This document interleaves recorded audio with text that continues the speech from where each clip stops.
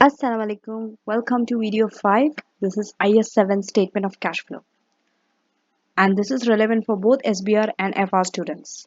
So IAS 7 requires the statement of cash flow that shows cash flow generated from operating, investing and financing activity. So basically in IAS 7 you have to classify the cash inflow and outflow in the right categories.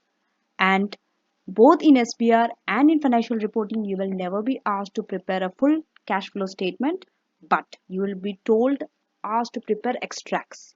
In financial reporting, it is for single company, and for SBR students, you will be told to prepare extracts for consolidated statement of cash flow, the extracts.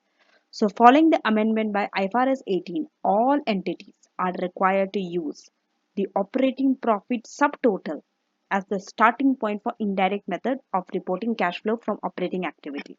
You have to start your cash flow by this. Okay, your new total will be the operating profit. Okay, and you will be told, even though there are two methods, but it's always very common that you are asked the indirect method. This is for both SBR and FR students in your exam.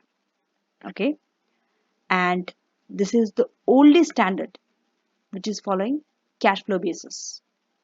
Only standard, because all the other standards, if you see, they are going by accrual basis concept. Okay,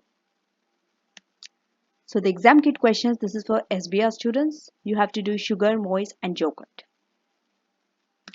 Thank you for watching, and I shall see you in the next standard.